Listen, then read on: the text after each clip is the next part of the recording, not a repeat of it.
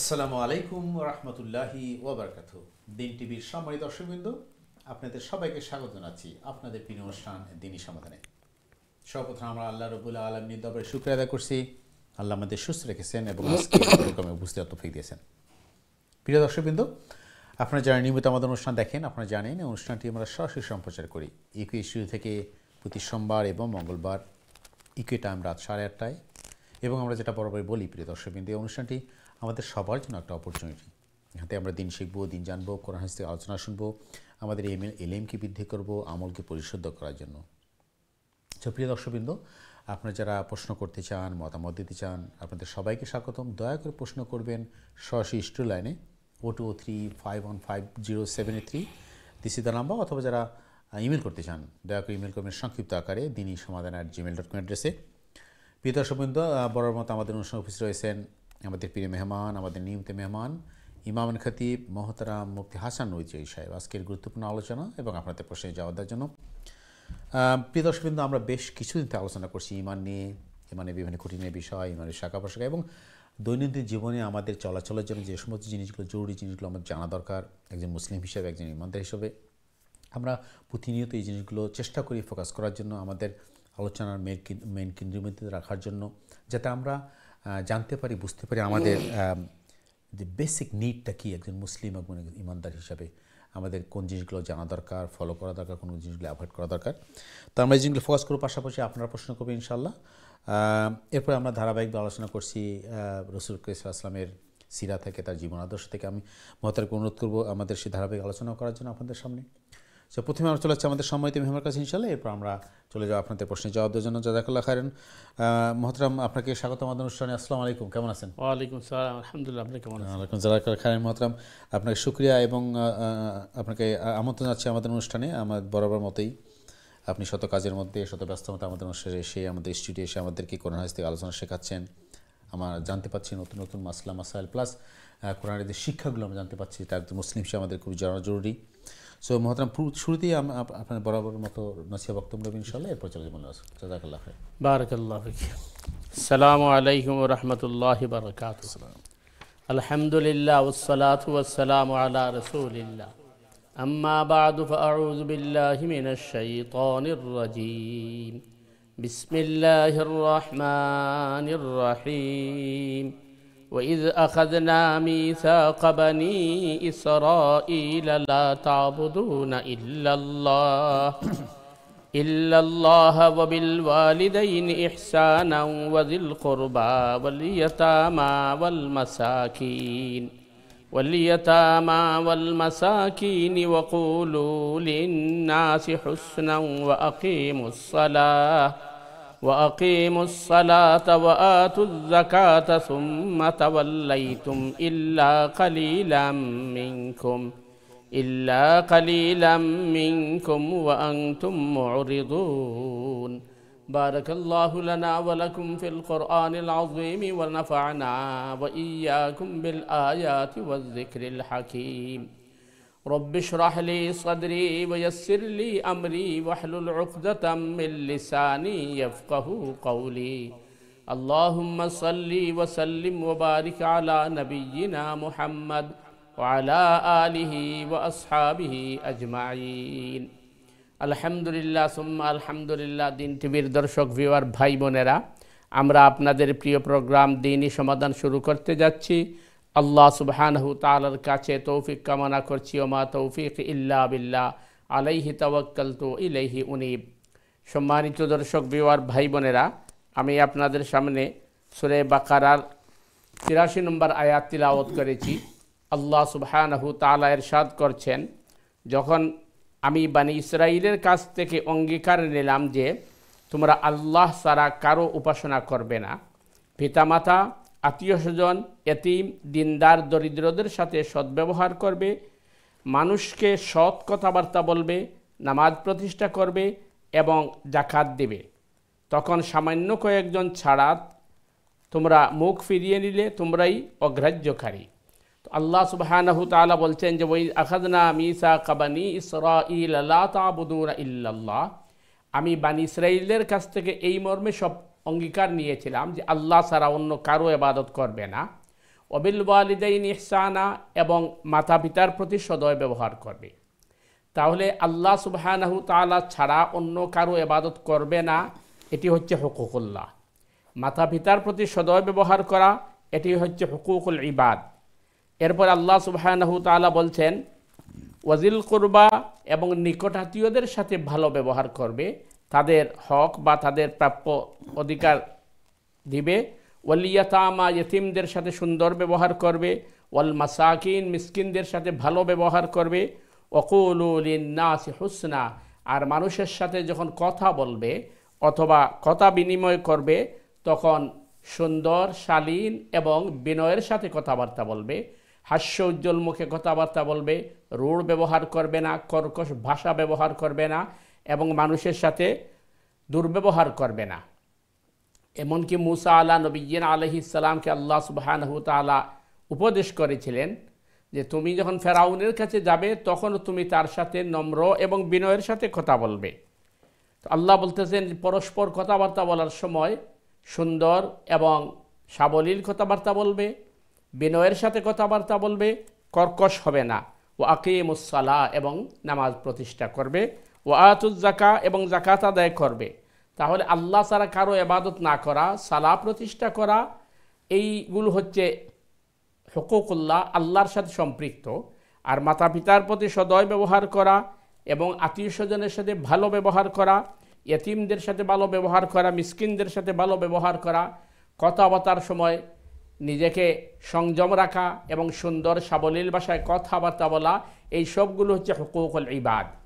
সুতরাং একজন মানুষ যদি প্রথম কাতারেও নামাজ আদায় করে এবং 5 ওয়াক্ত নামাজ পড়ে, হজ করে, যাকাত দেয়, রোজা রাখে, সব কিছু করে, কিন্তু হুকুকুল ইবাদকে বিনষ্ট করে, মানুষের হক আদায় করে না, আত্মীয় স্বজনদের সাথে ভালো ব্যবহার করে না, সিলা রেহমি করে না, আত্মীয়তার বন্ধনকে অটুট রাখে না, তাহলে তার এই সালাহ, তার এই যাকাত, তার এই ভালো ভালো কাজ তাকে কিন্তু জান্নাতে নিতে পারবে না।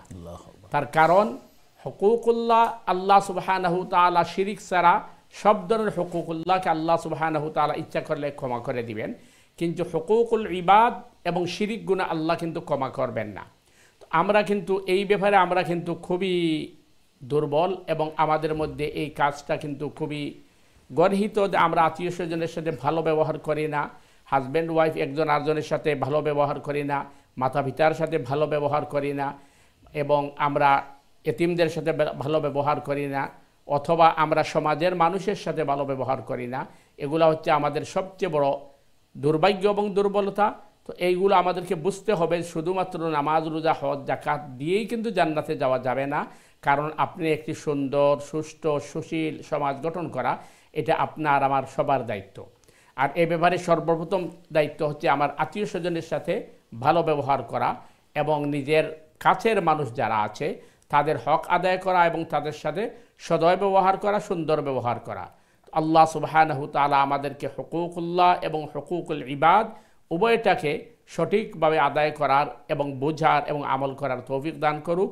সুবহানাকাল্লাহুম্মা বিহামদিকা আশহাদু আল্লা ইলাহা ইল্লা আনতা আস্তাগফিরুকা ওয়া আতুবু ইলাইক।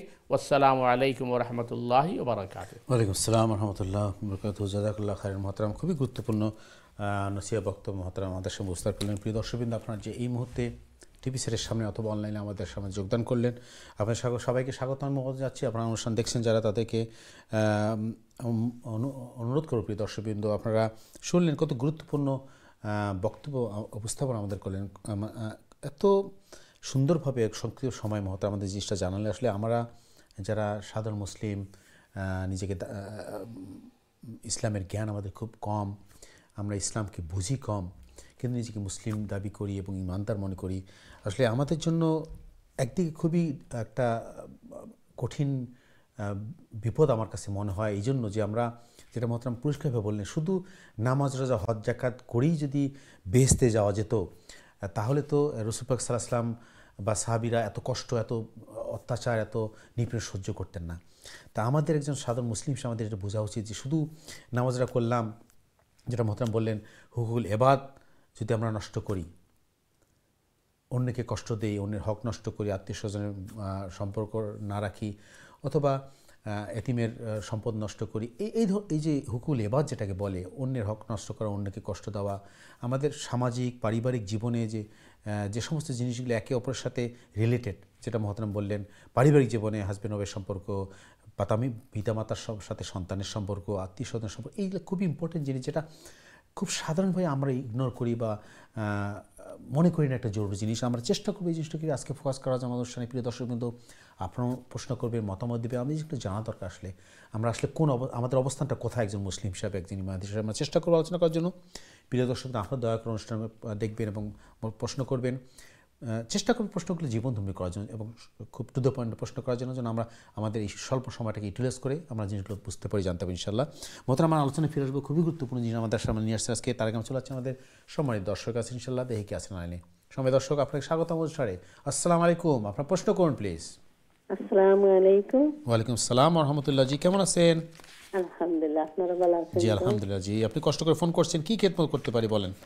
আমি একটা কোয়েশ্চন করতাম। প্লিজ বলেন।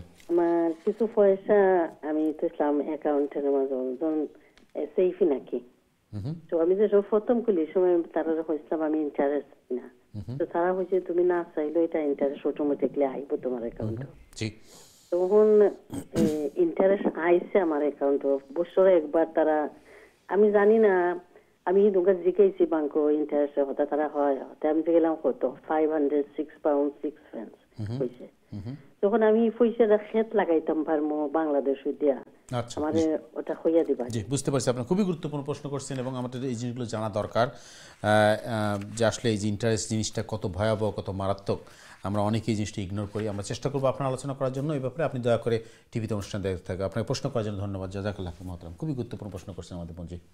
জি আসলে ইন্টারেস্টের যে পয়সা আইছে এই পয়সাটার তো হিসাবও আপনি করে দিচ্ছেন, সুতরাং এই পয়সাটারে আপনি কোনো গরিবরে দিলাইতে পারবা সোয়াবের নিয়ত ছাড়া।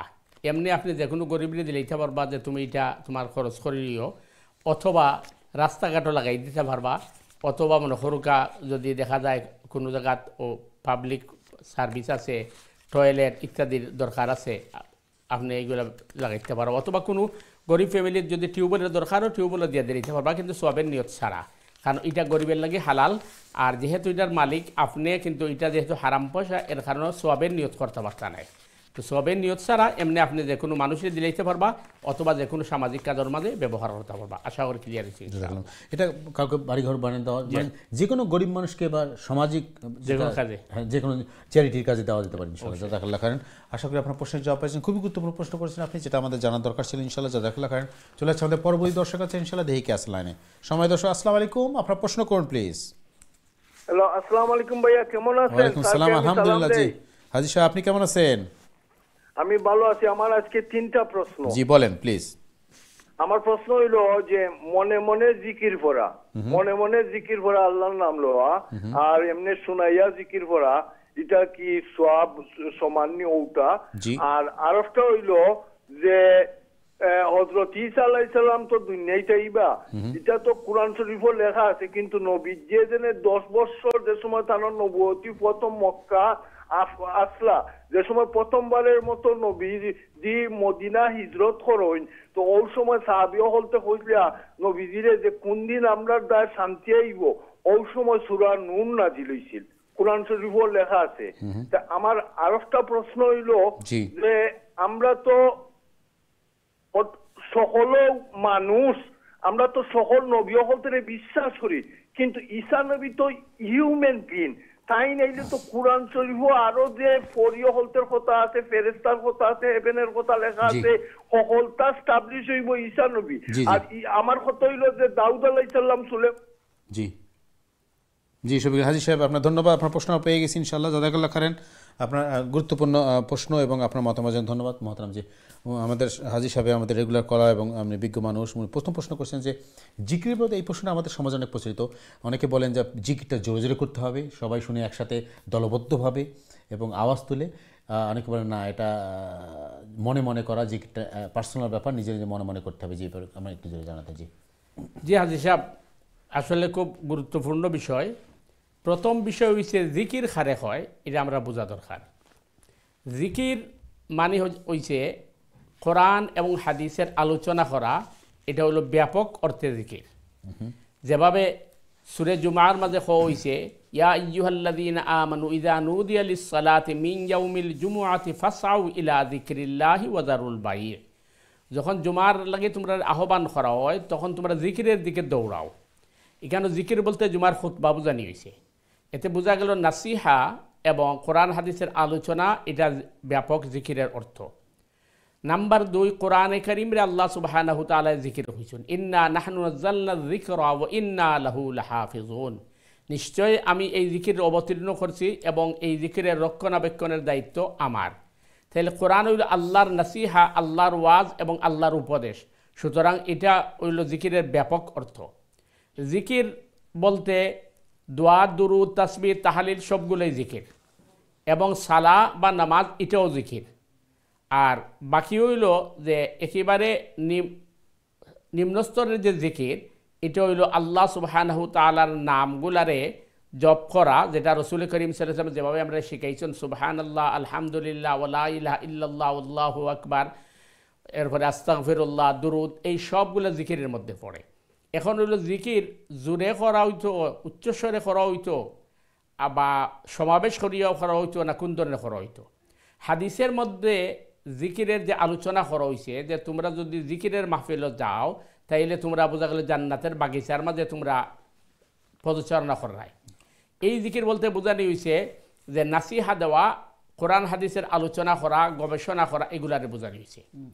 আর স্বভাবত যে জিকির আমরা তসবিহ, তাহলিল বা আল্লাহর নাম উচ্চারণ করি, এই ক্ষেত্রে হইল যে আপনি একা একা জিকির কর্তা, এটা হইল জিকিরের সুন্নাহ পদ্ধতি।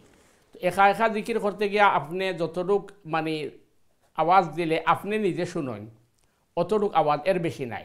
যেমন একজনের সুবহানাল্লাহ, আলহামদুলিল্লাহ, ওয়া লা ইলাহা ইল্লাল্লাহ, আল্লাহু আকবার এইভাবে তাসবিহ করছে বা জিকির করছে, উদ্দেশ্য হইল যে আমার মানে জিকিরগুলার শব্দগুলা সহিভাবে উচ্চারণ হওয়া।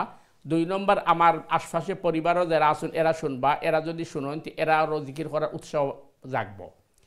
এই যে জিকিরের একটা পন্থা। আর জিকিরের আরেকটা পন্থা হইল যেটা আপনি কইছেন দিলে দিলে জিকির। সূরা আরাফের 205 নম্বর আয়াত আল্লাহ করা ওয়াজকুর রাব্বাকা ফি নাফসিকা তাদাররুআন ওয়া খীফাতান ওয়া দুনাল জাহরি মিনাল কওলি বিল গুদুবি ওয়াল আসাল ওয়া লা তাকুম মিনাল গাফিলিন। আর স্মরণ করতে থাকো স্বীয় পালনকর্তাকে আপন মনে কন্দ্রণরত অবস্থায় ও ভীত সন্ত্রস্ত অবস্থায়, এবং এমন স্বরে যা চিৎকার করে বলা অপেক্ষা কম, সকালে ও সন্ধ্যায়, আর বেখবর থেকো না। তো আল্লাহ সুবহানাহু তাআলা কয়রা যে তোমরা জিকির করতে থাকো দিলে দিলে এবং উচ্চস্বরে নাই। যে উচ্চস্বর বলতে চিৎকার দিয়ে নাই, আর ওজনের ডিস্টার্ব করিয়া নাই, বা মানুষের ঘুমের অসুবিধা করা, এই সমস্ত ভাবে উচ্চস্বরে জিকির করা এটা নিষেধ।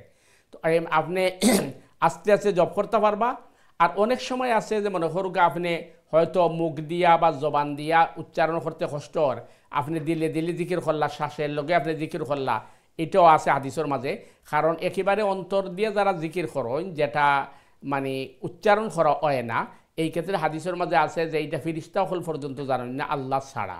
সুতরাং এই জিকিরটাও দিলি জিকির বা কালবি জিকির হয়, এটা করা যায়, কোনো অসুবিধা নাই, এবং এটার ফজিলত অনেক বেশি।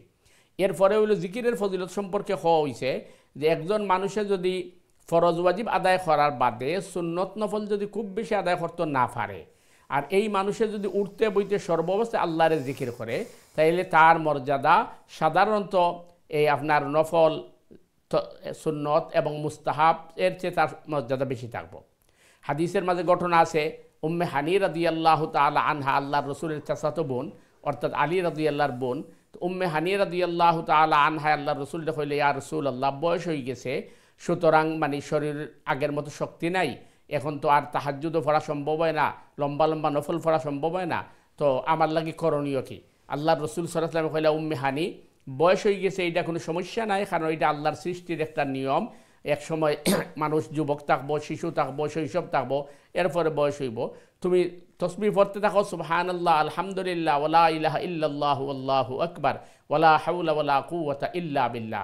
আল্লাহ সুবহানাহু তাআলা তোমারে এই যুব অবস্থায় থাকতে বা শরীরের অবস্থা ভালো থাকতে তুমি যে নফল পড়িয়ে যে সব পাইছিলে তুমি সম পরিমাণ সব পাইবাই।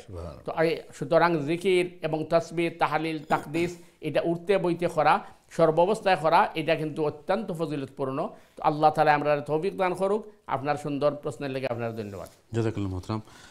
সম্মানিত হাজী সাহেব, আপনার প্রশ্নের জন্য ধন্যবাদ। খুব গুরুত্বপূর্ণ প্রশ্ন। মতো একটা জিনিস আসলে জানা দরকার, আমাদের সমাজে আমাদের শফিকুল হাজী সাহেব সুন্দর একটা প্রশ্ন করেছেন জিকির। আমাদের সমাজে কিছু প্রচলিত ধারণা আছে যে জিকির বলতে বুঝি আমরা এক জায়গায় বসে সবাই মিশে একটা আওয়াজ তুলে, এই যে আপনি বললেন একটা তসবিহ পড়া আর কি, এবং সেটা একটু তালে তালে হতে হবে, একটু মাথা দুলিয়ে দুলিয়ে, এই যে আমাদের সমাজে কিছু ট্রেডিশন আছে।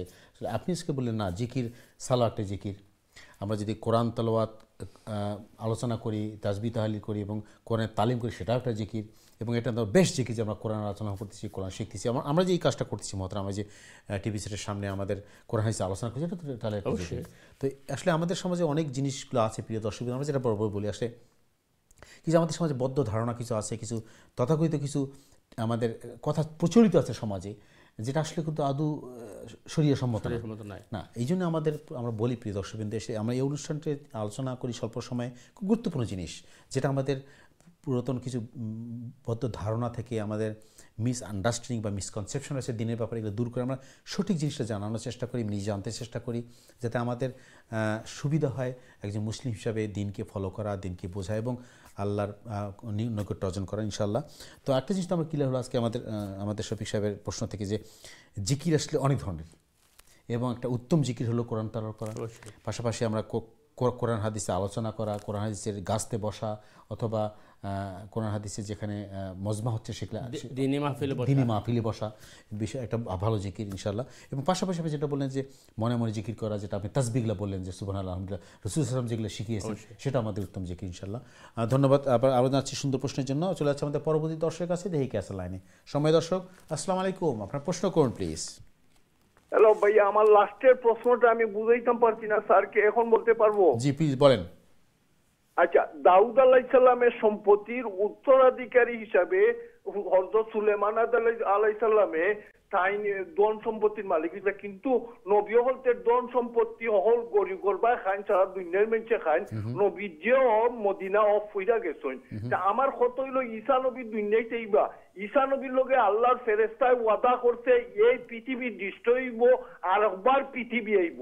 দুনিয়ায় 11টা প্ল্যানেট আছে স্যার, কোন প্ল্যানেটও ফরি আছে ঈসা আলাইহিস সালামের দানন ওহির মাধ্যমে? জি জি, আমরা আপনার পয়েন্টটা বুঝতে পারছি হাজী সাহেব। আপনার প্রশ্ন যে মহতরম, খুব গুরুত্বপূর্ণ প্রশ্ন। জি জি হাজী সাহেব, প্রথম কথা হইছে যে দাউদ আলাইহিস সালামের উত্তরসূরি সুলাইমান আলাইহিস সালাম যে হইছিলা, এটা দাউদ আলাইহিস সালামের সম্পদের উত্তরসূরি নাই। তার কারণ নবী এবং রসুলের সম্পদের উত্তরসূরি অন্যা। কোরআন হাদিসের মাঝে আইছে আল্লাহ রসুলে কইছেন ইন্নাল উলামা ওয়ারাসাতুল আম্বিয়া ওয়া ইন্নাল আম্বিয়া লাম ইউআররিসু দিনারান ওয়ালা দিরহামা, যে আম্বিয়া বা নবী হলে তারা দিনার এবং দিরহাম তারা রাখিয়া যায় না, এবং এটার উত্তরসূরি অন্যা। তারার নবুয়তের উত্তরসূরি ইলমের উত্তরসূরি হই। তো দাউদ আলাইহিস সালাম একজন রাসূল আসলা, পাশাপাশি একজন খলিফা আসলা। এই হিসাবে দাউদ আলাইহিস সালামের পরে সুলাইমান আলাইহিস সালাম খেলাফতের উত্তরসূরি হইছেন, দাউদ আলাইহিস সালামের নবুয়তের উত্তরসূরি হইছেন, সম্পদের উত্তরসূরি নাই। কারণ নবী এবং রসুলের সম্পদের উত্তরসূরি অন্যা বা নবী এবং রসুল দুনিয়া লুবি নাই।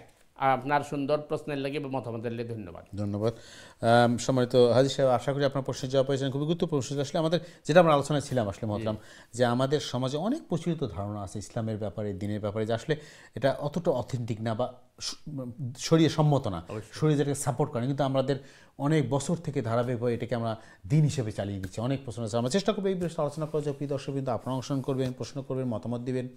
পাশাপাশি আমাদের আজকের যে গুরুত্বপূর্ণ টপিক মহতরম উপস্থাপন করছেন, যেটা আমাদের ইমানের সাথে খুবই জরুরি জানা দরকার, যে একজন মুসলিম হিসাবে ইমানদার হিসাবে আমাদের কী করা দরকার। আমরা একটি বিরতি যাবো, তার একটা প্রশ্ন নিয়ে আসি, এরপর বিরতি চলে যাচ্ছি ইনশাআল্লাহ। দেখি আছে লাইনে। সময় দর্শক, আসসালামু আলাইকুম, আপনার প্রশ্ন করুন প্লিজ।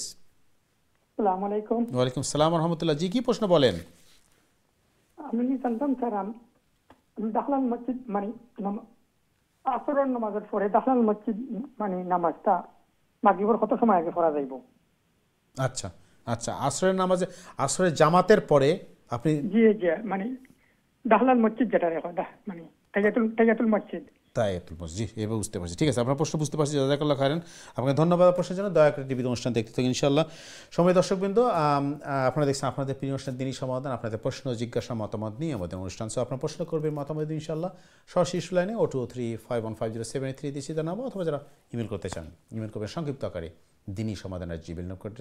প্রিয় দর্শকবৃন্দ, আমরা ছোট্ট একটি বিরতি যাব, বিরতির পর আবারও ফিরে আসছি ইনশাআল্লাহ। ততক্ষণ আমাদের সাথেই থাকুন। আসসালামু আলাইকুম রহমতুল্লাহি ওয়া বারাকাতুহু।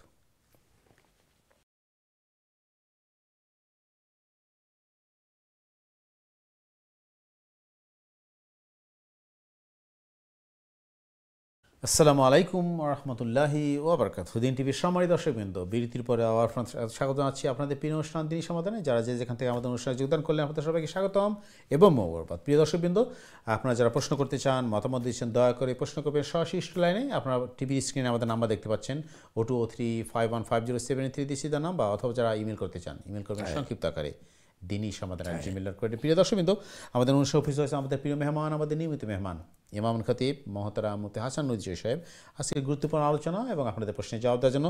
সো আপনার প্রশ্ন করবেন, মতামত দিন ইনশাআল্লাহ। তার আগে চলেছে আমরা সময় দর্শক আমাদের প্রশ্ন করছিলেন মোহতারাম, খুবই গুরুত্বপূর্ণ প্রশ্ন ছিল যে আমাদের তাহিয়াতুল মসজিদে আছে, এটা যদি আসরের নামাজে পড়ে কেউ পড়তে চায় তাহলে কি পড়া যাবে কিনা, বা পড়ার নিয়মটা কি? জি ভাই, আসলে তাহাইয়াতুল মসজিদ, যেটা আমরা বাঙালি পরিবেশে দুখুলুল মসজিদ হয় নাকি, তো তাহাইয়াতুল মসজিদ এটা হাদিসের পরিবেশ হইল যখন তোমরা মসজিদে প্রবেশ করবা তখনই বওয়ার আগে 2 রাকাত তাহাইয়াতুল মসজিদ পড়ো। যদি অন্য কোনো নামাজ আপনার না থাকে, অর্থাৎ আপনি ঢুকার সাথে সাথে একামত হয়ে গেছে, তাহলে তো আপনি জমাত শরীক হয়ে যাবা। তো এইখানে মানে আর তাহাইয়াতুল মসজিদ লাগতো না, কারণ হাদিসও আইসে নামাজ না পড়িয়া বইথা না, আপনার তো জমাত পড়ে গেছে। 2 নম্বর, এমনি যদি আপনি মসজিদে ঢুকেন তাইলে হাদিসও আইসে যে 2 রাকাত না পড়িয়া বোয়াটা নিষেধ। এটা সহজভাবে তাহাইয়াতুন শব্দের অর্থ হইল সম্মান জানানি মসজিদ নেই। যেভাবে আমরা মুসলমানে পরস্পরে সালাম দেই সাক্ষাৎ হইলে, এবং কোরআনে হইছে ওইদা হুইয়িতুম বিতাহিয়াতিন ফাহাইয়ু বিআহসানা মিনহা আও রুদ্দুহা, তোমার যখন তাহিয়া দেয় তুমি তারে সমান সমান তাহিয়া দাও অথবা তারে বেশি দাও। তার মানে হইল যে সালাম মানে তাহিয়া, তাহাইয়াতুল মসজিদ মানে মসজিদের সম্মান দেওয়া। এখন এই ক্ষেত্রে মাসআলা হইছে যে যেহেতু হাদিসের মধ্যে আইছে যে আপনি বইতা না 2 রাকাত তাহিয়াতুল মসজিদ না পড়িয়া, এই হিসাবে একদল উলামার বক্তব্য হইল আপনি যখন মসজিদে ঢুকবা তখনই নামাজ পড়বা, এটা লাগে কোনো টাইম টেবিল নাই। কিন্তু আরেকদল উলামায়ে কেরামের বক্তব্য, যেমন হানাফি মাযহাবে যেটা রিকগনাইজ করে, যে যেহেতু আসরের সময়ে এবং দুপুরে এবং সূর্য ওঠার সময় এই 3 টাইমে নফল পড়তে আল্লাহ রসুলের নিষেধ করছেন, সুতরাং যদি আসরের পরে হয় তাইলে এই সময় আপনি তাহাইয়াতুল মসজিদ পড়তে না। এটা হইল হানাফি মাযহাব বা যারা মাকরুহ হয় তারার মানে বক্তব্য। এর লাগে নিরাপদ হইব এই জিনিসটা।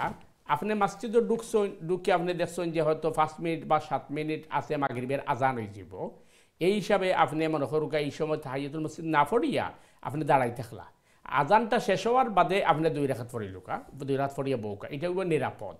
কারণ যেহেতু এই বিষয়টার মাঝে মানে মতবিরোধ আছে, একদল ওলামা এখন যে মাকরু টাইমে ফরতা পারতা নাই, আর একদল ওলামা এখন ফরতা পারবা। যারা এখন মাকরু টাইমে ফরতা পারতা নাই তার কথা হইল যে এইটা নফল, আর যারা এখন যে মাকরু টাইমে ফরতা পারবা তার কথা হইল এটা নর্মাল নফল নাই, কারণবশত নফল। সুতরাং 2 পক্ষের পক্ষে দলিল আছে। তো নিরাপদ হইল এইটা যে আপনি এই সময় দাঁড়াইয়া থাকলা আর মাগরিবের আজান হওয়ার বাদে আপনি 2 রাকাত পড়ে নিলা। আশা করি ক্লিয়ার হচ্ছে ইনশাআল্লাহ। গুরুত্বপূর্ণ, খুবই গুরুত্বপূর্ণ প্রশ্ন করছে মহাতর। এই সময় আমাদের সমাজে এই সমস্ত বেশ কমপ্লিট, কিন্তু আপনি যেটা বলেন যে হ্যাঁ মাগরিবের কিছু সময় কয়েক মিনিট আগে, কিন্তু বেশ সময় যদি আগে আধা ঘন্টা আগে গেলাম মসজিদে আমি, তখন কী করবো? তখন তো মানে একদল উলামার মতে পড়তে পারবে, কোনো অসুবিধা নেই, কিন্তু হানাফি মাযহাব এটা রিকগনাইজ করে না। কিন্তু এখন রিকগনাইজ করে না, কিন্তু কথা হলো মহতরম এই যে মাযহাবের মধ্যে যে বিতর্কগুলো আছে কিছু কনফ্লিক্ট, তা আমি যদি একটাকে ফলো করি তাহলে আমার তো সমস্যা হবে না। কারণ জিনিসটা আমরা একটু ক্লিয়ার করলাম। প্রিয় দর্শক, আশা করি আপনার প্রশ্নের জবাব পেয়ে গেছেন। চলে যাচ্ছে আমাদের পরবর্তী দর্শকের কাছে, দেখি আসসালামের সময়। দর্শক আসসালামু আলাইকুম, আপনার প্রশ্ন করুন প্লিজ। ওয়ালাইকুম সালাম রাহমাতুল্লাহি বারাকাতুহু। আপনারা কেমন আছেন? আলহামদুলিল্লাহ, আপনি কেমন আছেন বোন? আলহামদুলিল্লাহ। জি, আপনার কি প্রশ্ন বলেন? আমার 2টা প্রশ্ন প্লিজ। প্রথম প্রশ্নটা হইল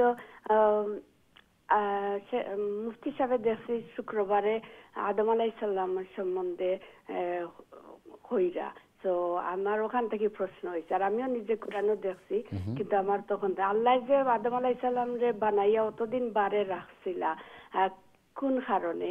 আর আল্লাহ যখন ফু দিয়া তার লাইফ জীবন দিছিলা, তখন ওই সময় তার ভিতরে সবকিছু মানে আমরা যে হার্ট লিভার সবটা আছে ব্রেন, ওই সময় হইছে না আগেও রাখছিলাম আল্লাহ বারে। আচ্ছা, বুঝতে পারছি।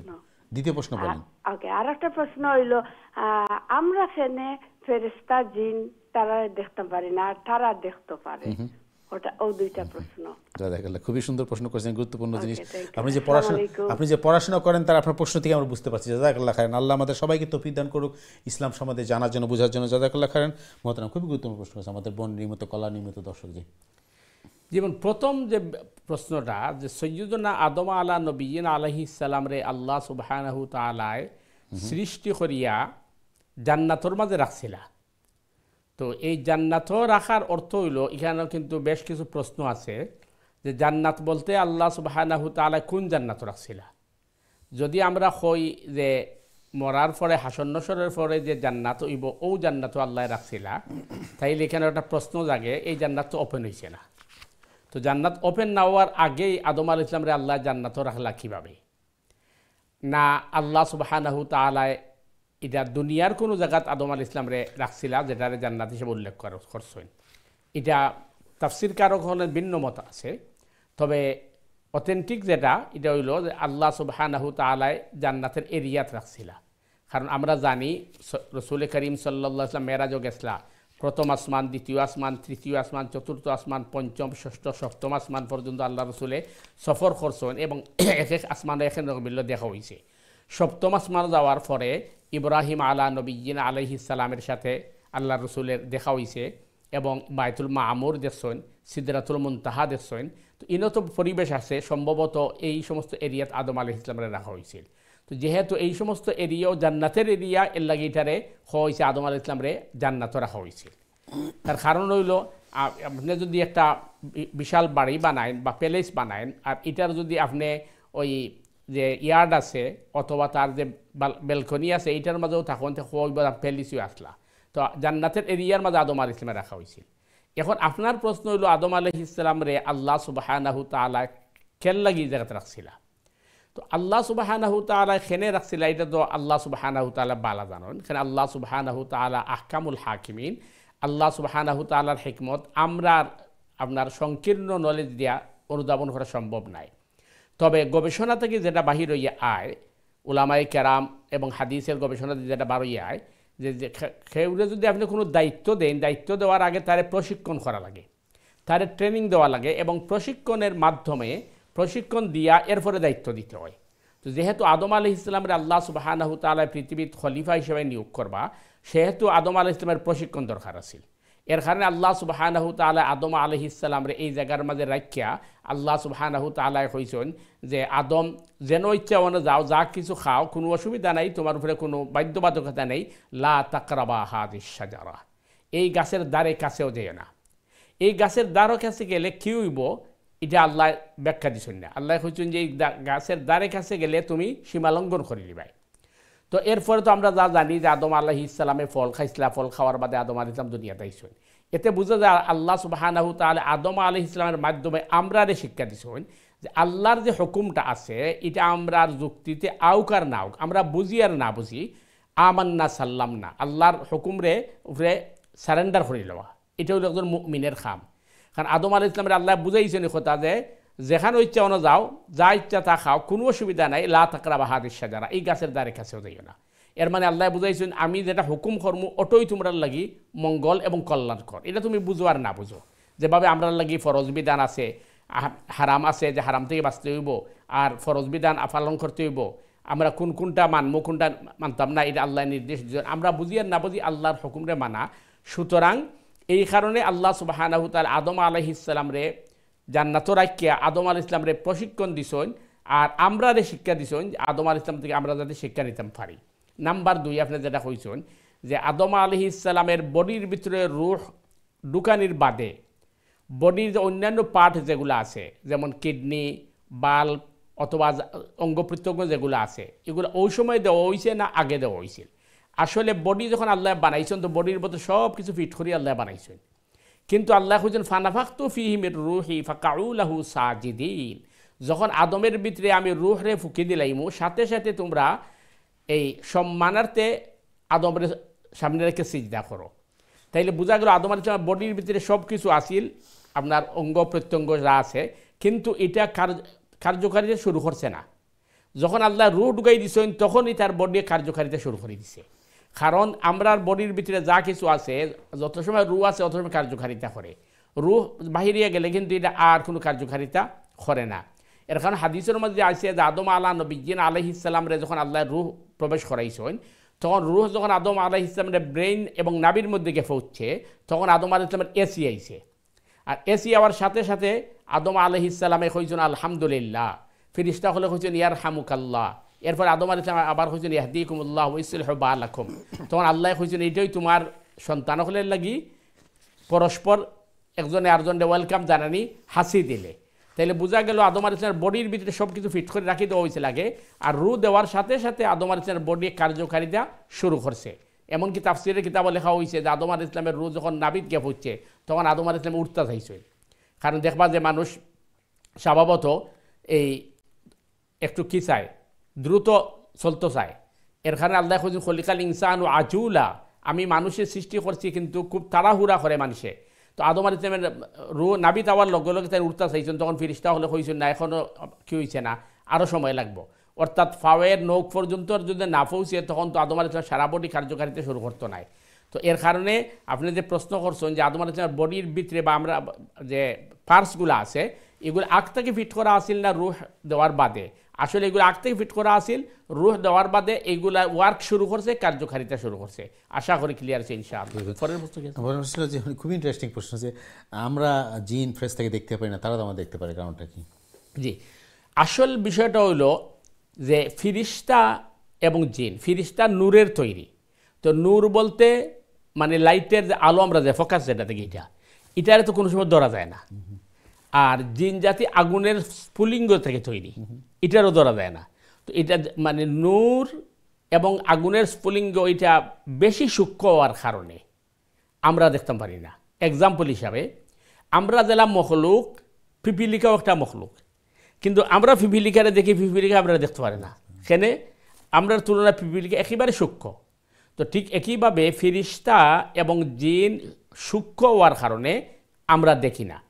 এখন কথা হইল যে আমরা দেখলে অসুবিধা কিটা আসিল, এটা আল্লাহ তাআলার হিকমত হইল যেহেতু ফিরিস্তা করলে দেওয়া হয়েছে আমরারে সেভ করার লাগি, এবং আল্লাহ সুবহানাহু তাআলার বিভিন্ন দায়িত্ব ফিরিস্তা করলে দেওয়া হয়েছে। সুতরাং ফিরিস্তা করলে যদি মানুষের দেখতো তাইলে প্রথমত গাইবের যে ইলিম এটা থাকলো না, আর গাইবের ইলিম না থাকলে পরীক্ষা থাকে না। নাম্বার 2 হইল যে আমরা দেখছি দুনিয়ার যে সিস্টেম, আপনি মিলিটারি হইন অথবা পুলিশ বাহিনী হইন, অনেক সময় জনগণের পুলিশ বাহিনীর উপরে হামলা করিলাই, তখন ফিরিস্তার উপরে অনেকে বিভিন্ন ধরনের প্রতিবাদ করলনে বা তারা দোষারোপ করলনে, মালাকুল মৌতে যখন জান নিলানে তখন মালামুত্রের অভিশাপ দিলনে। এই সমস্ত কারণে আল্লাহ সুবহানাহু তাআলা ফিরিস্তা করলে আমরা দৃষ্টির অগোচরে রাখছেন, যাতে করে মানুষে কোনো ধরনের এই অভিযোগ উত্থাপন করতে পারে না। আশা করি ক্লিয়ার আছে বইন। এরপরেও যদি আর কোনো প্রশ্ন থাকে আপনি আবার আইবা। আপনার সুন্দর প্রশ্নের লাগে ধন্যবাদ। জাযাকাল্লাহু মাতরাম। গুরুত্বপূর্ণ প্রশ্ন ছিল মনে জানতে পারলাম আমরা বেশ কিছু জিনিস। প্রিয় দর্শক কিন্তু আপনারা দেখছেন আপনাদের প্রিয় অনুষ্ঠান যেটা বড় বলি অনুষ্ঠানটি আমাদের সবার জন্য একটা অপরচুনিটি। আসলে আমরা চেষ্টা করবো থেকে কিছু জানার জন্য, কিছু শেখার জন্য, যাতে আমরা সবাই উপকৃত পারি। প্রথমে আমরা দর্শক প্রশ্নে যাব, তার আগে আমাদের আলোচনা একটু আলোচনা শুরু করছিলেন যে হুকুকুল ইবাদ নিয়ে, যে আসলে আপনি বললেন যে আসলে শুধু নামাজ, রোজা, হজ, যাকাত যেটা আমরা প্রাতিষ্ঠানিক ইবাদত বলি, অবশ্যই গুরুত্বপূর্ণ, খুব মৌলিক ইবাদত যেগুলো, এবং যেগুলো না করলে একজন মুসলিম হিসেবে পরিচয় দিতে পারবে না। আমরা অনেকেই জানি যে বহুবার এই জিনিসটা আলোচনা করছি যে আমরা যতই নিজেকে মুসলিম মনে করি, কেউ যদি সালাহ আদায় না করে, সালাকে নেগলেক্ট করে, সালাকে অবহেলা করে, তাহলে সে মুসলিম না, সে ইমানদার না, সে কুফরি করে। তো আপনি আজকে একটা সুন্দর কথা বললেন যে আসলে আবার শুধু নামাজ, রোজা, হজ, যাকাত যারা আছে এই আনুষ্ঠানিক ইবাদত করলেই জান্নাতে যাওয়ার গ্যারান্টি পাওয়া যাবে না। যদি আমরা হুকুকুল ইবাদ যদি নষ্ট করি, অথবা বান্দার হক যদি নষ্ট করি, অন্যকে কষ্ট দেওয়া, অন্যের হক নষ্ট করা, অন্যের সম্পদ গ্রাস করা, এই যে পারিবারিক সম্পর্ক যেটা আছে, আপনি বললেন পিতামাতার সাথে সন্তানের সম্পর্ক, স্বামী স্ত্রীর সম্পর্ক, এই যে হকগুলো আছে, আত্মীয় স্বজনের হক যেটা কথা বললেন আপনি, এতিমদের হক, ইভেন পাড়া প্রতিবেশীর হক আছে, এই যে এগুলো যদি আমরা যেটা আমি জিনিসটা কেন এত ইম্পর্টেন্ট দিচ্ছি, কারণ আপনি জিনিসটাকে নিয়ে আসলেন, পাশাপাশি আমাদের এই জন্য জানা দরকার যে আমরা অন্যান্য ইবাদতকে যত গুরুত্ব দিই, এই যে হুকুকুল ইবাদতকে আমরা অথবা হয়তো আমরা বুঝি না, আরেকটা জিনিস যে বুঝলেও জিনিসটাকে এর গুরুত্ব উপলব্ধি করতে পারি না আমরা এইটা জিনিস।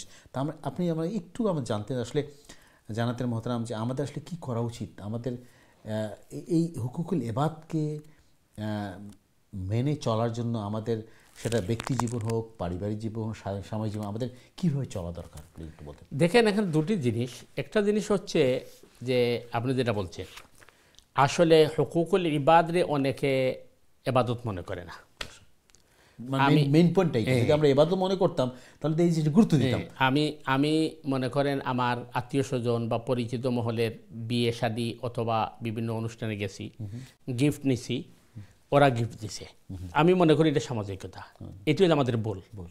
আসল বিষয় হচ্ছে যে মুসলমানদের প্রত্যেকটা কাজ হচ্ছে ইবাদত। 2 নম্বর বিষয় হচ্ছে যে আপনার পারিবারিক বন্ধন এবং সামাজিক বন্ধন, বিশেষ করে পারিবারিক বন্ধন, আত্মীয়তার বন্ধন, এই দুইটার ব্যাপারে কিন্তু ইসলাম খুবই কঠোর। আম্মাজান আয়েশা সিদ্দিকা রাদিয়াল্লাহু তাআলা আনহা বলেন যে রাসূল সাল্লাল্লাহু আলাইহি ওয়াসাল্লাম যখন প্রতিবেশীদের হক কথা বলতে শুরু করছেন, তখন আমি মনে করছি যে মনে হয় প্রতিবেশীর উত্তরাধিকার বানিয়ে দেওয়া হবে। রসুল একই কথা বলছেন, জিবরাইল যখন আসছেন এগুলা নিয়ে, তখন আমি মনে করছি যে প্রতিবেশীদেরকে উত্তরাধিকার বানিয়ে দেওয়া হবে। তো এটি হচ্ছে খুবই গুরুত্বপূর্ণ।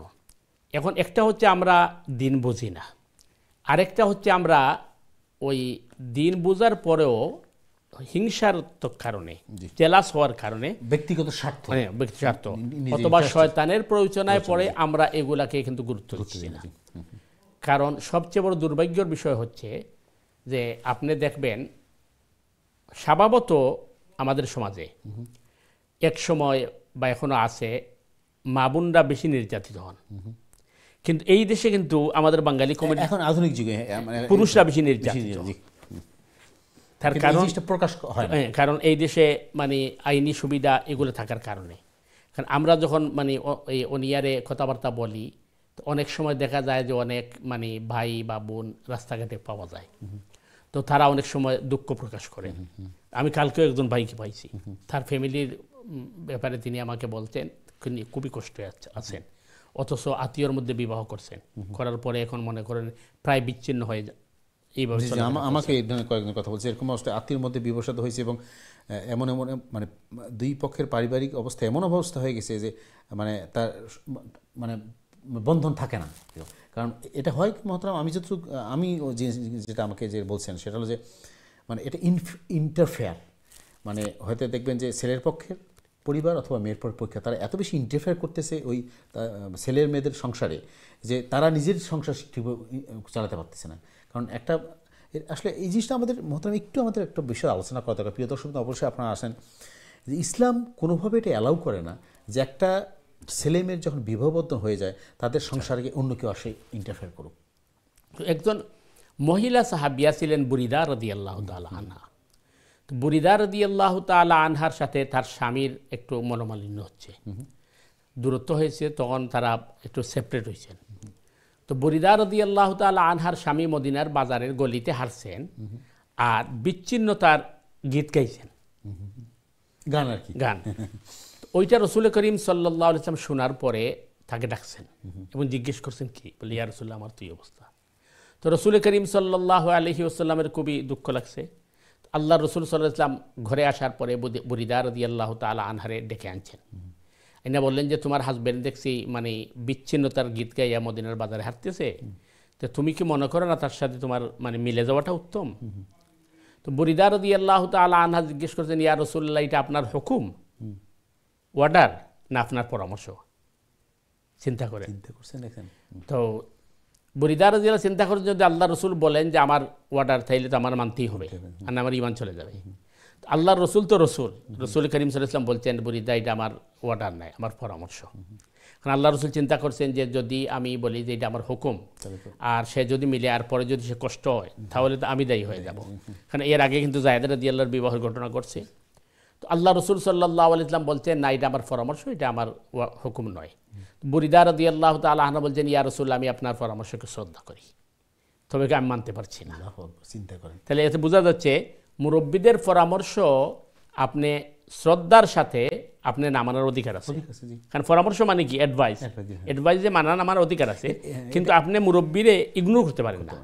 তো বুরিদা রাদিয়াল্লাহু বলছেন যে ইয়া রাসূলুল্লাহ, আপনার পরামর্শের আমি শ্রদ্ধা করি, কিন্তু এটা আমি মানতে পারছি না, কারণ আমার অভিজ্ঞতা। তো এটা আমি এই কারণে বললাম যে বুরিদা রাদিয়াল্লাহু তাআলা আনহার সাথে তার হাজবেন্ডের এই প্রবলেম হওয়ার কারণে তিনি খুব কষ্ট পাইছেন। তো আমাদের সমাজে, আমাদের মানে কমিউনিটিতে এই ধরনের অহরহ ঘটনা ঘটছে, মানে ব্যাধির মতো। হয়তো একজন মানুষের বিবাহ করছে, সে ইললিগেল ছিল বা লিগেল হবে, অথবা তার কোন সুবিধা আছিল, আমি এই দুর্বলতাকে আমি অনেক সময় হাতিয়ার হিসেবে ব্যবহার করছি। এবং শুধু এটা মত না, আমি আমার চোখে দেখা, আমার অনেক বন্ধু বান্ধব এখানে দেখছি আমি, মানে তাদের সুন্দর সুন্দর পারিবারিক, এরপরে যখন ওই যে আপনি যেটা বললাম ইনফ্লুয়েন্স চলে আসে বাইরে থেকে, সেটা তার বাবা মা থেকে, ভাই বোন, আত্মীয় স্বজন থেকে ইনফ্লুয়েন্স হওয়ার পরে তখন তারা কনফিউজড হয়ে যায়। যখন একটা পরিবার, তো একটা মানুষের পরিবার তার নিজের পরিবার হবে, যখন বাইরের মানুষগুলো এরকম ইনফ্লুয়েন্স চলে আসে, তার কথাবার্তা হোক, পরামর্শ হোক, বা তখন দেখবে সে কনফিউজড হয়ে যায়। কনফিউজ তখন সে কী করবে বুঝতে পারে না, এবং তখন সে তার কোনটা সঠিক কোনটা বেঠিক সেটাও সে হারিয়ে ফেলে, তখনই প্রবলেম শুরু হয়ে যায়। তো এটি হচ্ছে মারাত্মক আগে, মানে আপনার কেউ দুর্বলতার কারণে আপনি তাকে হাতিয়ার হিসেবে ব্যবহার করলেন। নাম্বার 2 হচ্ছে আমাদের সমাজে আরেকটি মানে রোগ আছে, যেটি অনেক মা বোনদের মাঝে পাওয়া যায়, যে নিজের আত্মীয় স্বজনকে তিনি প্রায়োরিটি দিচ্ছেন। আপন ভাই আসছে, বোন আসছে, আম্মা আসছে, কিন্তু হাজব্যান্ডের দিকটাকে তিনি কিন্তু মানে ইগনোর করছেন। 2 ধরনের হয়ে থাকে। এক ধরনের হলো যে অনেক সময় মানে বাহ্যিক তিনি ভালো ব্যবহারই করেন, কিন্তু অন্তর দিয়ে ওদেরকে ভালো পান না। অথবা তিনি হাজব্যান্ডে এমনভাবে বুঝান যে উনি যেন শুধুমাত্র তাকে নিয়ে ব্যস্ত থাকে। এই জিনিসটা কিন্তু মারাত্মক, এবং এগুলা কিন্তু ফ্যামিলি ধ্বংস করে। এবং নিজের হাদিসের মাঝে আছে, তুমি যদি বেশি দিন বাঁচতে চাও, সুস্থভাবে বাঁচতে চাও, তাহলে তুমি ওই হিংসা থেকে চলে আসো। কারণ হিংসায় মানুষের শুধু মানে আপনার আমলকে ধ্বংস করে না, জীবনও ধ্বংস করে। আপনি দেখবেন টেনশন, ডিপ্রেশন, এগুলো কিন্তু ওই জেলাস থেকে হয়। আরেকজনের চিন্তা নিয়ে আমার রাত ঘুম হচ্ছে না। আমি যে আমি দেখছি সময় দর্শকগুলো আপনারা হয়তো মতামত দিবেন বা আলোচনা আসবেন, সেটা হচ্ছে আমি দেখছি যে নিজেকে চেয়ে মানুষকে নিয়ে। এখন মনে করেন আমার টাকা নাই, পয়সা নাই, অথবা আমার সমস্যা আছে, আমি বুঝতে হবে এটা আমার তাকদিরি ফয়সালা। আরেকজনের পয়সা দেখে আমি জলে সরকার হওয়ার কোনো যুক্তি নাই। উমুকে কি করলো, সে কি করলো, তার কি আছে, তার কি না আছে, দ্যাটস নট ইউর কনসার্ন। এবং এটা মারাত্মক গুনাহ। এবং আমি একটা হাদিস শুনছিলাম কয়েকদিন আগে, একদম ওয়ার্ল্ড রিনাউন্ড একজন শাইখের কাছ থেকে, উনি বলছে, হাদিস আমি ভুলে গেছি, বলছে যে তুমি যদি একজন ভালো মুসলিম হতে, রাসূল ইসলাম এভাবে বলছেন, ভালো মুসলিম হতে চাও, তাহলে যেটা which is not your concern, does not benefit you, keep away from that. অবশ্যই যেটা আপনার সাথে তোমার কনসার্ন না, যেটা তোমাকে বেনিফিট করে না, সেখানে দূরে থাকো। অন্যের ব্যাপারে নাক গলানোর দরকার নেই তোমার, অন্যের ব্যাপারে অবশ্যই। এবং কোরআন যেটি বলছে যে পারিবারিক ব্যাপারে সমস্যা হতে পারে, আমার যখন বডি আছে তখন রোগ হবে। অবশ্যই। তো হাজব্যান্ড ও ওয়াইফ কিন্তু একটা বডির মতো, এর সমস্যা হবে। সমস্যা হলে এটা নিজের মধ্যে সমাধান করার চেষ্টা করা হবে। আর যদি নিজের সমস্যা সমাধান করতে না পারো, তাহলে কোরআন বলতেছে যে তুমি তোমার পরিবার থেকে একজন বিজ্ঞ মানুষের আনো, আর তোমার হাজব্যান্ডের পরিবার থেকে বিজ্ঞ মানুষ এনে এটাকে বসে সমাধান করো। আর আমার দায়িত্ব হবে, আমার কাছে যদি কেউ আসে তাইলে আমি পারলে উত্তম পরামর্শ দিব, আর যদি না পারি তাহলে আমি নীরব। আমি একটা জিনিস, আমি বাস্তবে আমি জিনিসটা দেখলাম যে আমাদের সমাজে মেইন কনফিউশনগুলো শুরু হয় কিন্তু পরিবার থেকে। অবশ্যই দেখবেন যে এই পরিবারটা নষ্ট হচ্ছে কি বাইরের মানুষের ইন্টারফেয়ারেন্স। সেটা সে তার ইমিডিয়েট পরিবার, তার বাবা মা, আত্মীয় স্বজন, বন্ধু বান্ধব, তার পাড়া প্রতিবেশী, অথবা তার ভাই বোন, তার স্পাউস, এখান থেকে দেখবেন যে নষ্ট হওয়ার কারণ হলোই বাইরের মানুষটাই যখন ইন্টারফেয়ার করতেছে, তাকে বুঝাচ্ছে এটা, বা তাকে বলছে না এটা। এবং আরেকটা ট্র্যাডিশন, আপনি যেটা সুন্দর কথা বললেন, যে আমাদের একটা খুব মানে একটা, যেটা ইসলাম এটাকে কোনোভাবে অ্যালাউ করে না, যে একটা স্বামী স্ত্রীর সম্পর্কটা হবে একটা সম্পূরক। অবশ্যই একে অপরের, আপনি কোরআনে তো বলছেন যে কিন্তু আমাদের সমাজে এরকম হয়েছে যে কম্পিটিটর হয়ে গেছে অনেক, এবং তার পরিবারকে নষ্ট হচ্ছে এইভাবে, সেটা কম্পিটিটর না, তোমরা একে অপরের সাহায্য সহযোগিতাভাবে চলবে। এবং আরেকটা আপনি দেখছেন বর্তমান যে ফিতনা দেখা দিচ্ছে, যে হয়তো হাজব্যান্ডের কোনো দুর্বলতা আপনার কাছে ধরা পড়ছে, অথবা ওয়াইফের কোনো দুর্বলতা আপনার কাছে ধরা পড়ছে, তখন এটা ফেসবুকে ছেড়ে দেওয়া, অথবা মানে সবাইকে বলা হচ্ছে, আত্মীয় স্বজন বন্ধুকে বলা হচ্ছে। কত মারাত্মক! কারণ হাদিসের মধ্যে নিষেধ আসছে হাজব্যান্ড আর ওয়াইফের মধ্যে যেগুলা ঘটে, এগুলা মানে যেন দেওয়ালে পর্যন্ত না জানে, আর ওইগুলা থেকে ফিতনা শুরু হচ্ছে। জি, এখন ফেসবুকে ছেড়ে দিলেন বা আপনি এটা নষ্ট করে দিলেন, এই যে এত মানে মারাত্মক ধরনের কি। এইগুলার হাদিসে যেটা আসছে যে অনেক মানুষ হাসরের দিন উহুদ পরিমাণ সওয়াব অর্থাৎ বিশাল সওয়াব নিয়ে যাবে, এরপরে দেখা যাবে যে অন্যের হক নষ্ট করছে, এই জন্য সে কিন্তু তার জান্নাতের মাত্র ফিরে আসবে। এই আলোচনা খুবই গুরুত্বপূর্ণ জিনিস যে আমরা হয়তো ইবাদত করব, অনেক নামাজ রোজা হজ জাকাত সব কিছু করতেছি, কিন্তু কিয়ামতের যখন যাবো কিছু নেই। আমরা এই আলোচনায় ফিরে আসবো। প্রিয় দর্শক, আপনারা অংশগ্রহণ করবে, খুব গুরুত্বপূর্ণ জিনিস আমাদের এই জন্য জানা দরকার। আমরা যে নিজেকে সত্যিকার একজন ইমানদার, একজন মুসলিম সে নিজেকে মনে করি এবং পরিগত করতে চাই। আল্লাহ আমাদের সবাই তৌফিক দান করুক। সুপ্রিয় দর্শক, আমরা ছোট্ট একটু বেরিয়ে যাচ্ছি, ভিতরে আবারও ফিরে আসবো ইনশাআল্লাহ। আপনারা ততক্ষণ আমাদের সাথেই থাকুন। আসসালামু আলাইকুম রহমতুল্লাহি ওয়া বারাকাতুহু।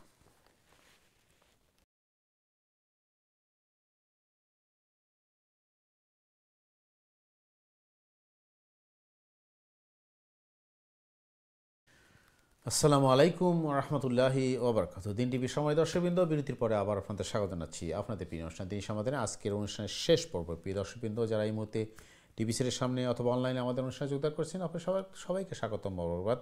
প্রিয় দর্শকবৃন্দ, আমাদের অনুষ্ঠানে উপস্থিত হয়েছেন আমাদের প্রিয় মেহমান, আমাদের নিয়মিত মেহমান ইমামুল খতিব হাসান চৌধুরী সাহেব। আজকে গুরুত্বপূর্ণ আলোচনা এবং আমাদের প্রশ্নে জবাব দেওয়ার জন্য আপনারা প্রশ্ন করতে চান দিনের ব্যাপারে, আপনারা প্রশ্ন করবেন ইনশাআল্লাহ সরাসরি স্টুডিওতে 023515073 দিছি নাম্বার, অথবা যারা ইমেল করতে চান ইমেল করবেন সংক্ষিপ্ত আকারে dini@gmail.com।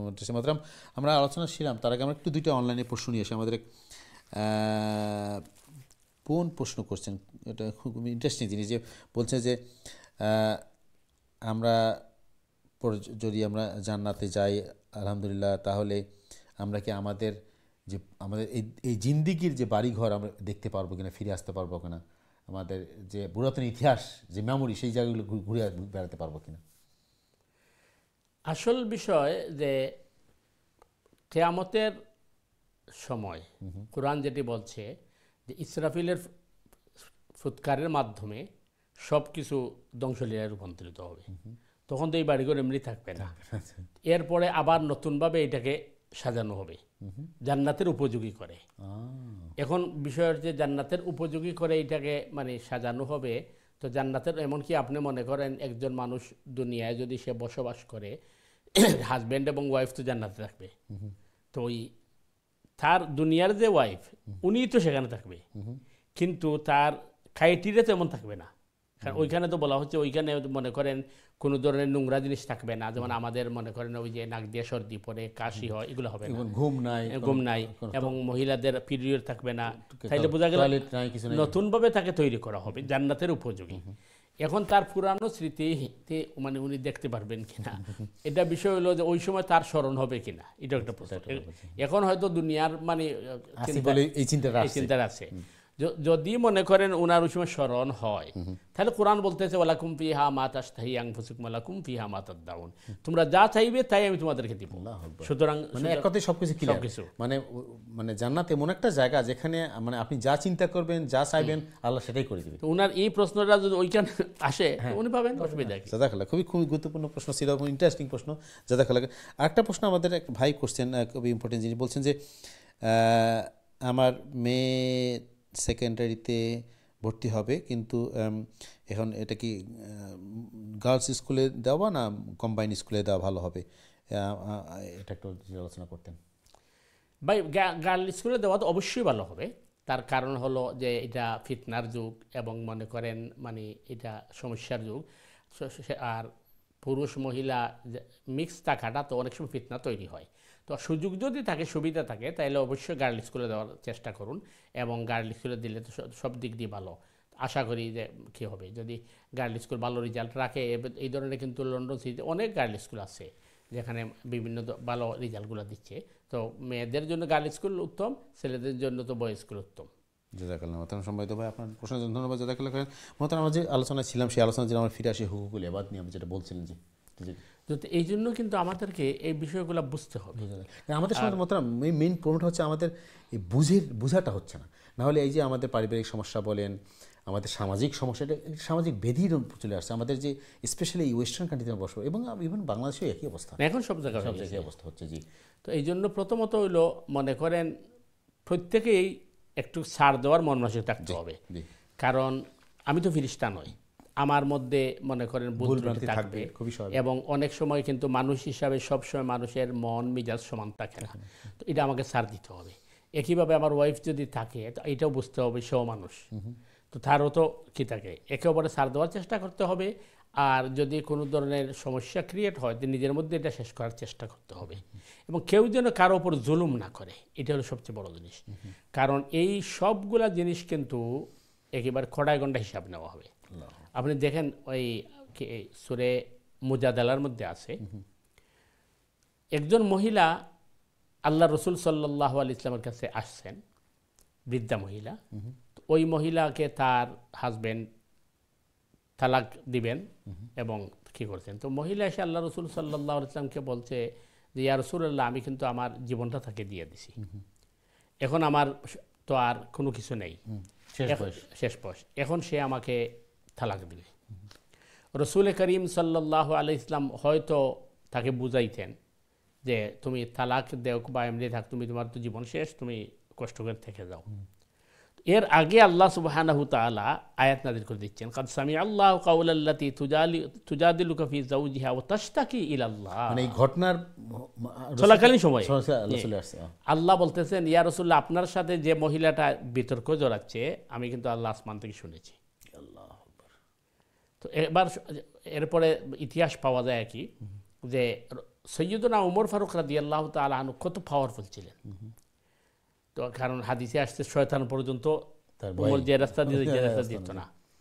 তো ওই মহিলা উমর রাদিয়াল্লাহু তাআলা বাহির হয়েছেন, উমরকে দাঁড় করাইছে, দাঁড় করাইয়া বলছে যে তুমি উমর, তুমি একসময় ছিলে উমাইর, ওর তো ছোট বাচ্চা, আজকে তুমি হয়েছো উমর, সুতরাং তুমি ইনসাফের সাথে শাসন করো।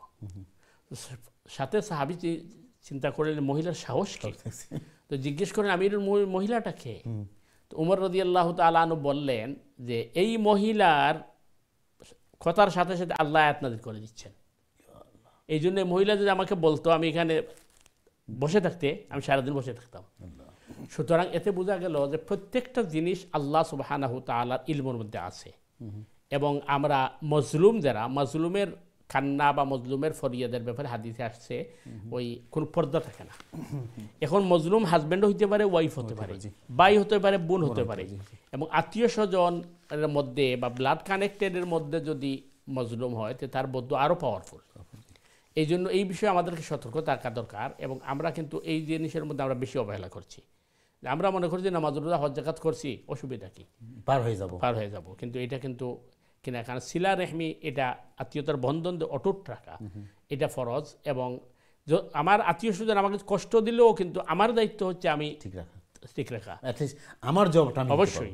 যেভাবে ইউসুফ আলাইহিস সালামের বাইরে হাত পাও বেঁধে ছেড়ে দিয়েছে, গোলাম বানিয়ে বিক্রি করছে, এরপরে ইউসুফ আলাইহিস সালাম বলতেছে লা তাসরিবা আলাইকুম আল-ইয়াউম, আজকে তোমাদের উপরে আমার কোনো অভিযোগ নাই, সাধারণ ক্ষমা। একই কথা কিন্তু মক্কা বিজয়ের দিন রাসূল করিম সাল্লাল্লাহু আলাইহি ওয়াসাল্লাম মক্কাবাসীদের সাথে বলেছিলেন। তো আমাদেরকে এগুলোতে শিক্ষা নিতে হবে। অনেকে বলে যে আত্মীয় স্বজনে অনেক কিছু করছি, আত্মীয় স্বজন কখনো দেখা যায় তাদের পেট ভরে না, অথবা তারা কি নাই, এটা তো এক্সকিউজ দিতে পারে না। কারণ আমার দায়িত্ব আমার পালন করতে হবে, আমার সাথে বাদ ব্যবহার করলে আমি কিন্তু ভালো ব্যবহার করতে হবে। এটার নাম হচ্ছে আপনার খুলুকে আজিম। খুলুকে আজিম, জি জি জি, জাযাকাল্লাহ।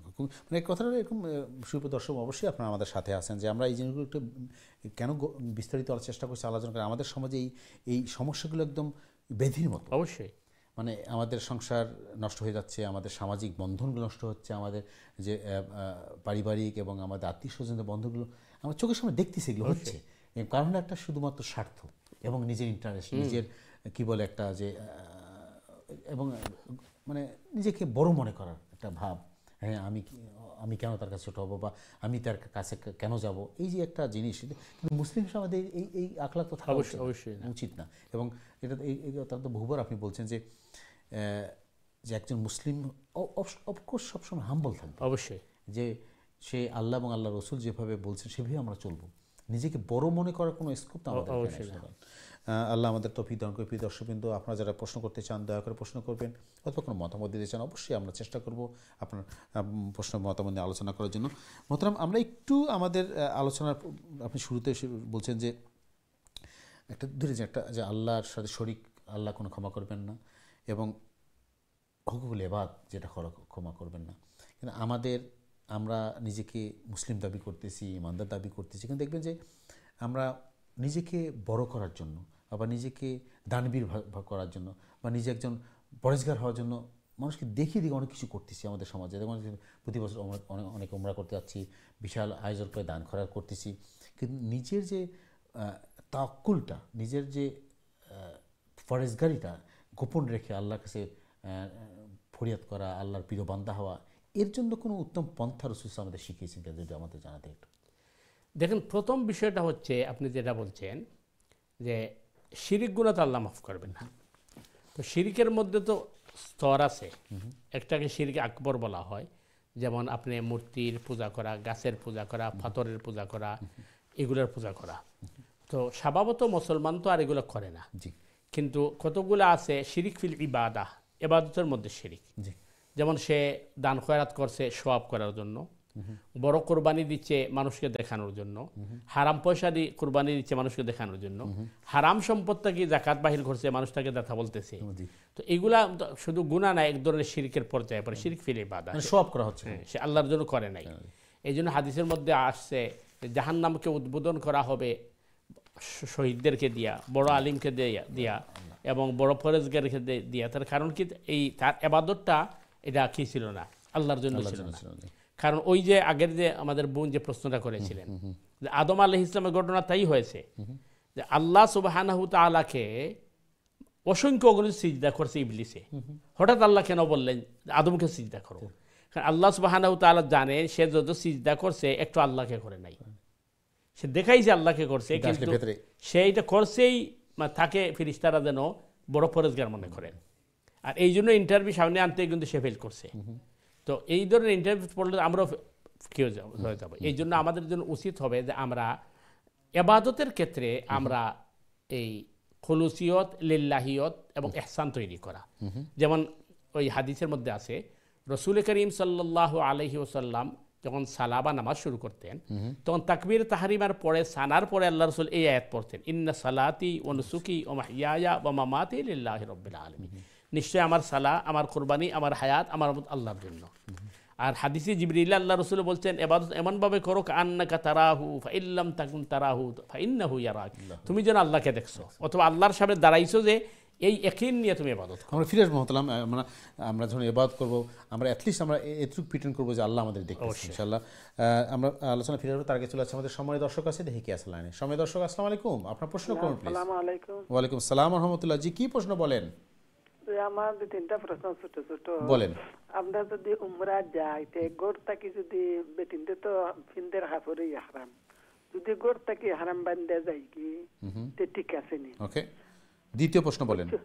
বুঝছেন নি? জি, বুঝতে পারছি। প্রশ্ন হইলো যে আমরা তো সফরও গেলে কি হজরের নামাজ পড়তাম, হজর তো তাহলে ফরজ অর্ধেক পড়তাম 2 রাকাত। জি, এর বাদে যদি সুন্নত নফল পড়ি আল্লাহর বাড়ি গেতে ঠিক আছে নি? ওকে।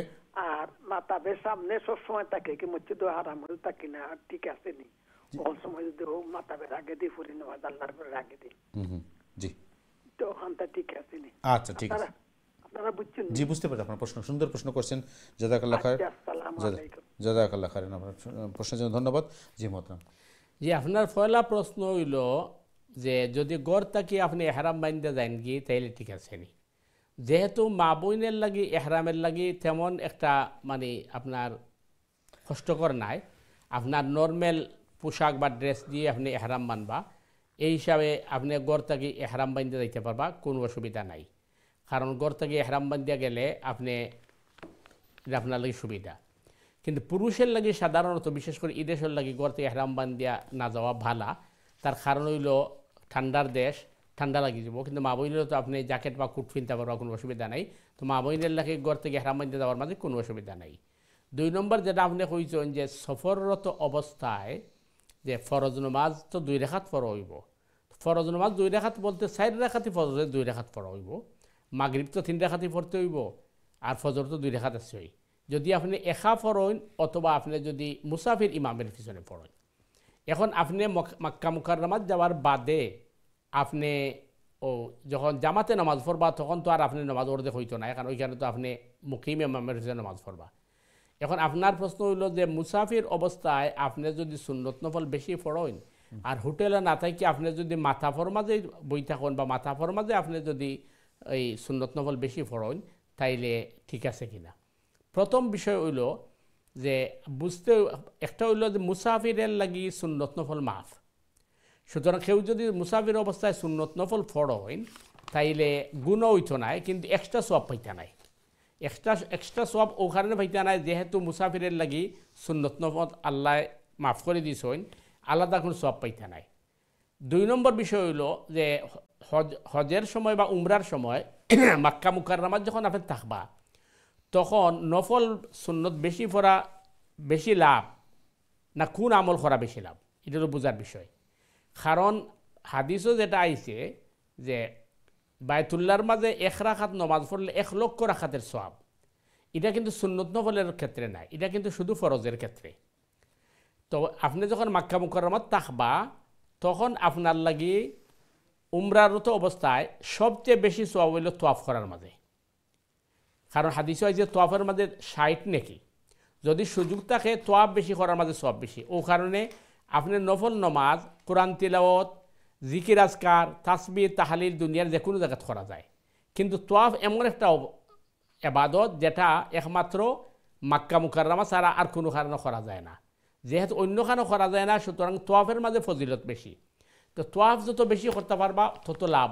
এখন কত হইল তোয়াফ তো আর সবসময় আপনার করা কষ্টকর, আর হইলো অনেক সময় তার বর্তমান সিস্টেমের কারণে সুযোগ পাওয়া যায় না।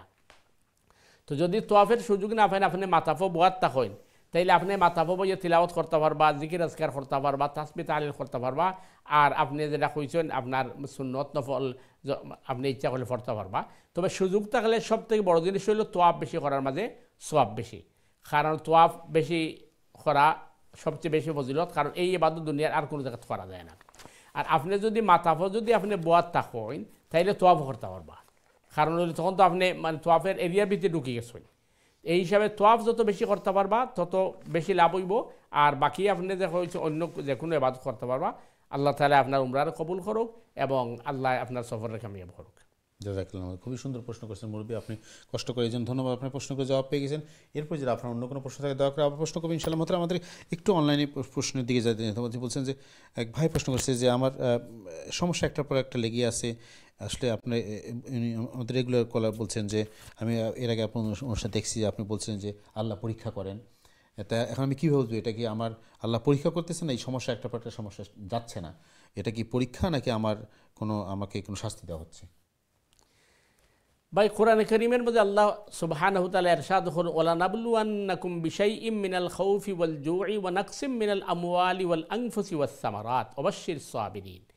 নিশ্চয় আমি তোমরারে ভয়, ভীতি, বেমার, আজার, মুসিবত এবং তোমরার সম্পদ হ্রাস করিয়া এবং বিভিন্ন ধরনের মুসিবতের মাঝে দিয়ে আমি তোমরারে পরীক্ষা নিব। তো এই পরীক্ষার মাঝে তোমরা যদি ধৈর্য ধারণ করতে পারো তাইলে কিন্তু তোমরা অনেক সবের অধিকারী ভাই।